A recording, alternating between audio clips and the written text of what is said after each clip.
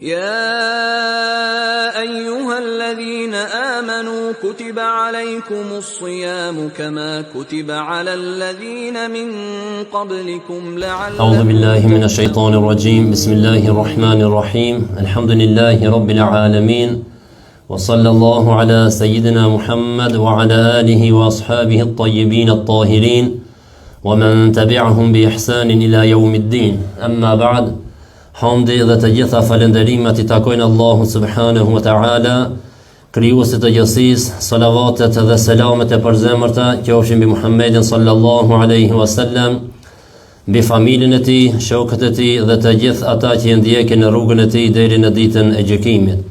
Të nderuar vëllezër dhe motra, Allah I kabul këtë ditë agjerimi dhe çdo ibadet tjetër që e bojnë për Allah subhanahu wa ta'ala. Për unë folëm diçka lidhje me asë çka prish agjerimin dhe tham dot në dy grupe, prishja e agjerimit e cila obligohet personi ta kompenzon vetëm atë ditë dhe grupe e ditë obligohet me kefaret, shpagim edhe plus kompenzimin e asaj dite. E tham kefareti është 2 muaj të plot të honës plus ajo dita që e ke prish ose 60 ditë plus e dita që e ke prish. Tham nëse ja fillon muaj të honës prej me të parin, atëra I plotson 2 muaj të plot. Po nëse ja fillon ka gjisa e muajt, atëra duhesh minimum 60 ditë plus atë ditën që e ke prish, 61. Kjo si shpagim apo kefaret I thonë për prishje nëse e prish me vetdije, me qëllim, pa asnjë arsye islame e prish agjerimin, atëra obligohesh me 60 ditë. Tham nëse ndodh gjatë Ramazanit 2-3 ditë I prish, apo 4 ditë apo 5 me qëllim, në fund të Ramazanit me një shpagim, pra me një kefaret I fshin krejt ato. Asaj përket marrëdhënie intime mes gruas dhe burrit, nëse bojnë marrëdhënie gjatë ditës, marrëdhënie të plot, atëherë nëse bën më shumë se një, për shembull sot, mas 2-3 ditëve, mas një jave, I ka bën ditë rekse prishjet e Ramazanit me marrëdhënie intime, atëherë për si cëllën duhet ka 60 ditë. Plus ato ditë që I ka prish. Tham kjo për arsye domi që e ka bën, apo këtë keqen që e ka bën, këtë vepër të keqe gjatë Ramazanit. Sot inshallah do të flasim lidhje me gjëra që nuk e prishin agjerimin. Se duhet me ditë edhe këto çka nuk e prishin agjerimin, se shpesh ka pas raste kanë pyet njerëzit, valla më duhet që gjatë Ramazanit e nuk e dita çka më bën hangra, mendova se më ka prish. Nuk tu ka prish, po ku ke hangur tu ka prish. E për këtë duhet me ditë çka e prish Ramazanin dhe çka nuk e prish Ramazanin. Të ngronit dhe të pirit dhe marrëdhëniet intime që bën gjatë agjerimit me harres. Nëse harron gjatë Ramazanit dhe han apo pin apo bën marrëdhënie intime, mund të ndodhë kjo me harres. Insan jemi. Insan do të thotë është nga fjala harres, harrojna. E pejgamberi alayhis salam thotë nëse dikush është han gjatë Ramazanit me harres, thot le ta vazhdon agjerimin e tij sepse Allahu e ka ushqit. Do të thonë Allahu ja ka mundsuar atij me harru edhe me hongër, por momentin kur që kujtohet le ta vazhdon agjerimin dhe ta ndërpren ushqimin. Pra momentin kur ju kujtohet se është duke agjeru, duhet me njerë me nal. Ja më thonë, valla një ditë kafshata, një ditë sopa mbetën çish milion.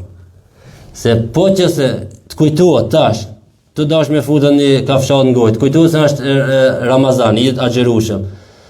Edhe vazhdon e han, këto tu ka prish agjerimi 60 ditë plus kjo dita.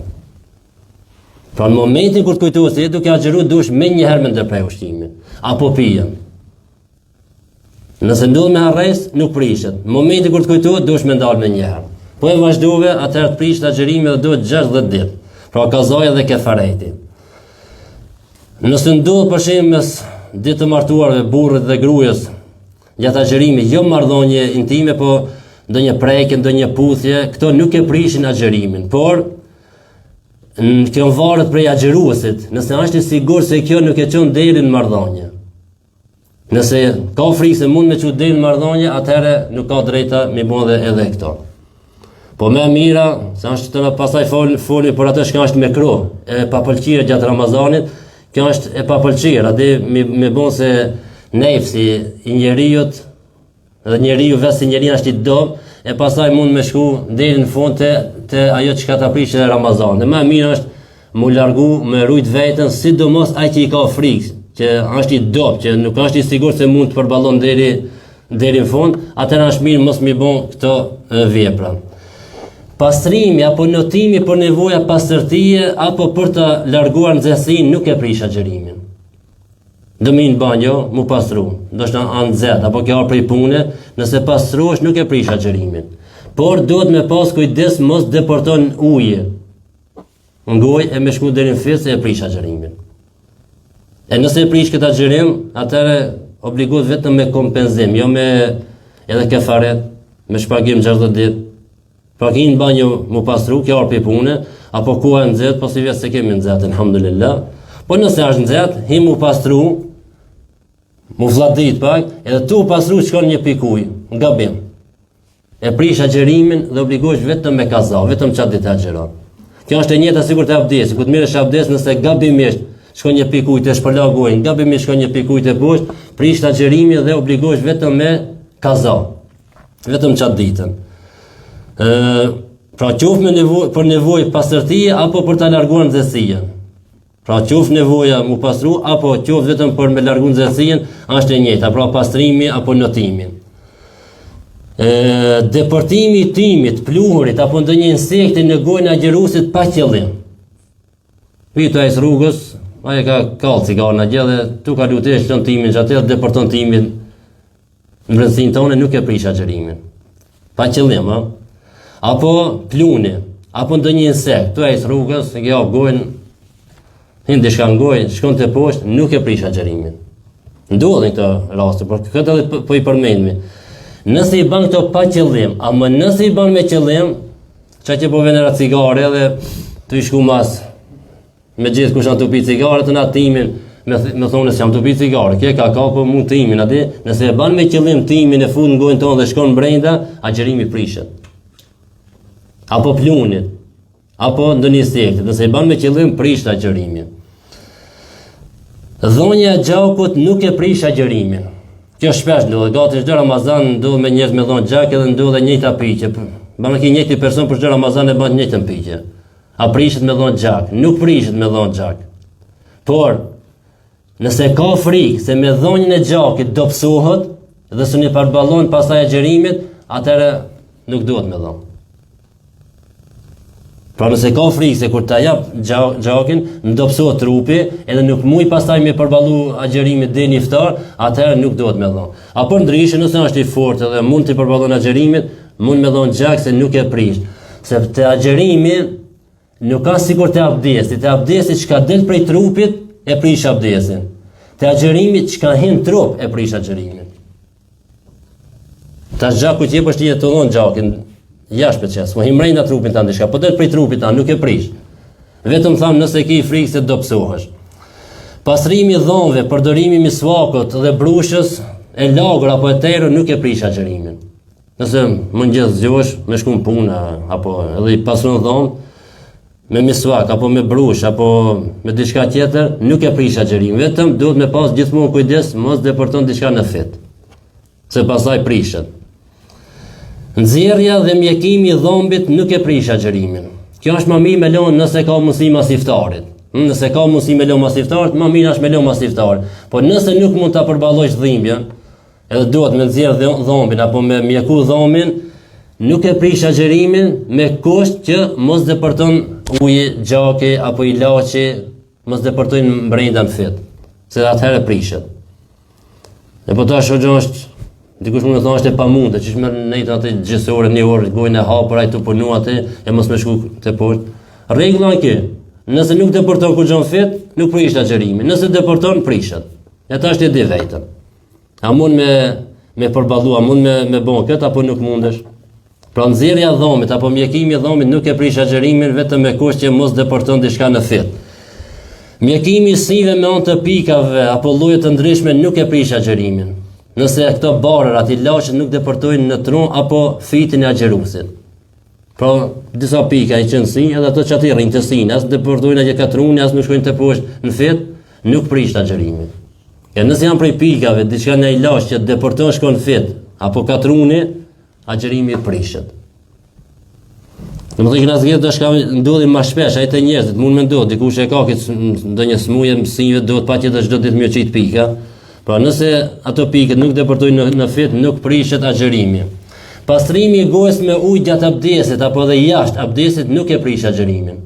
Tu ka të erë goja, tu ka të erë buzë, edhe shkon qeshme shpërlan gojën. Nuk prish agjërimi. Apo i lag buzë pak, se tu ka të erë. Duhet nëse tash thamë, kur ishte verës, kur agjerojsh me 8-9 motor, për me të tërshin buzë, do mos punëtorëve. Sa që s'ka mujtë nështë me folë, mos. Ju kanë tërë buzë kajtë, a ban mi lag pak buzë, ban. Me kusht, mos deporton diçka me shku mrenda. Pra shpërlarja e gojës, gjatë abdesit apo dhe jashtë abdesit nuk e prish agjërimin, por me kusht që mos deporton diçka mrenda në fit.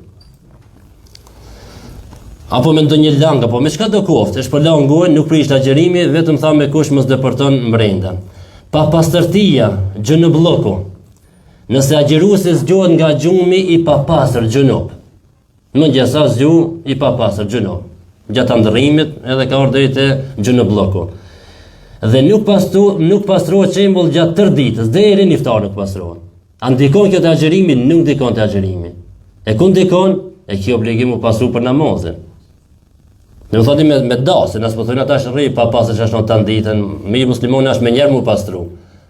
Ama që dikush rri, nuk pastruat, është Ramazan, as gjuhë gjunub, nuk pastruat, vjen dreka, nuk e falë drekën, se asë që është Ramazan, është Ramazan e se falë drekën, asë i qeni, asë akshëm, erdhi iftari, këtë gjunub bloku pa pastërtia, a ka ndiku diçka Ramazan në agjërimin e tij? Jo. E për çka ka obligim u pastru? Për namazin, jo për agjërim, se pastërtia nuk është kusht i agjërimit. Pra është kusht i namazit.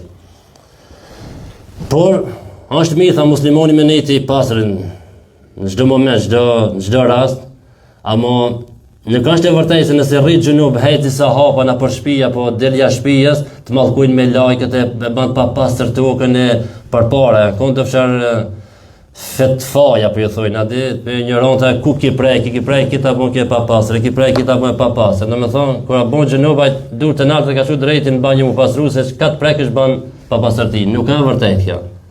Transmetuat se Ebu Hurejra radiallahu anhu ishte njerë duke hes me pejgamberin alayhis salam dhe me disa shok tjerë. Edhe Ebu Hurejra rastisht largohet, shkon dikun edhe kthehet. Pejgamberi alayhis salam thotë ku ishte Ebu Hurejra, thotë pejgamberi Allahut isha i papastër gjunub dhe s'dashta me ecë me ujë papastër, shkova pastrua në shtëpi edhe erdha. Thotë pejgamberi alayhis salam subhanallahu, thotë besimtari nuk bëhet i papastër. Do të thonë atë kuptimin te i papastër i fetarisht, do të thonë s'u kri namazin, s'u lexon Kur'anin, nuk mund me hin xhami, nuk mund me prej Kur'anin, por këtë i papastër. Apo nuk do të thonë se trupi jot i papastër, nëse i fol dikujt e bën edhe atë papastër. Dhe me thonë kia është një prej argument që edhe pejgamberi alayhis salam i tha Abu Hurajrës, nuk i tha, po çish ki dalti prej shtëpia, gjunub ki hec me netër, apo ki shku te shtëpia, mirë për ti, jo. Tha muslimani besimtar nuk bëhet i papastër. Në më thonë atë kuptimin, nuk bëhet i papastër, çka të preket në mi bëhet papastër ta, jo. Është i papastër për namazin, për prekjen e Kuranit, leximin e Kuranit, hyrjen në xhami e kështu me radhë. Por këto ishin gjëra që nuk e prishin agjërimin. Disa sunnete të agjërimit. E mu me sonte me këtë edhe pekrina, edhe një 5 minuta për zgatmi, të zgjuarit në sefir. Pejgamberi alayhis salam thotë tasahharu fa inna fi sahuri baraka, thotë zgjohuni ngritun në sefir sepse në sefir ka bereqet. Tasahharu walau bi shiqqi tamra, thotë bani sefir qoftë me një copë të hurmës. Do të thonë zgjohon sefir, edhe pse nuk don me hangër, po zgjoh bile një gotë ujë apo pak ujë ose një hurmë haje, llogaritës se ki hongër sefir, sepse në sefir ka bereqet. Pra të saharu fe inna fi sahuri baraka. Zgjohuni ngritën në sefir, se në sefir ka bereqet. Pra qoftë edhe me një gjysmë hurme. Shpejtimi i iftarit, pra në sunet të shpejtohet bërja i iftarit me njëherë sa të perëndon dielli. Jo sa të bojë saati jo ting, mu bon vakti, se nështë e ki e gabim saatin. Ja i murë që është apo e në dorë apo në telefon. Dhe thonë, masi të vërtetohet se ka përëndu dielli, shpejto me hongër iftar. Mos u bën çaq, në thuaj se ai devoqëm, se sa është devoqëmëria jo, ja 5 minuta po rriune. Sa më shumë më mirë është. Po jo se ti fetarisht, në momentin kur përëndon dielli ti mund nuk i agjëroshëm, inshallah rreth 10 sa tjera, nuk i më agjëroshëm. S'ka mos se vapet në ato. Se vapi çka është? Perëndon dilli shpejto me hongër iftarin më një herë. Çka janë sevapi suneti pejgamberit sallallahu alaihi wasallam. E pejgamberi alaihi salam thot la yazalu an-nasu bi khairin ma ajalu al-fitr. Thot vazhdimisht njerëzit janë në të mirë, pra në një rrugë të mirë, thot përderisa shpejtojnë iftarin. Ama mos të vërtetohet perëndimi i dillit. Të bëhet luqja gjatë në kohën e iftarit sepse është një kohë ku pranon luqjat.